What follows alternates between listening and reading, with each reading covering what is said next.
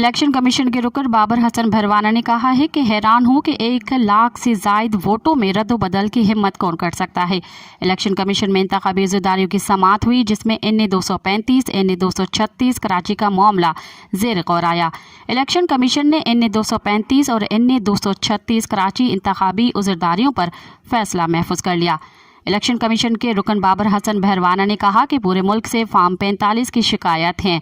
कल 50 दरख्वास्तों पर फैसला सुनाने का आखिरी दिन है। इलेक्शन कमीशन लाखों 45 की स्क्रूटनी कैसे करे, हैरान हूँ।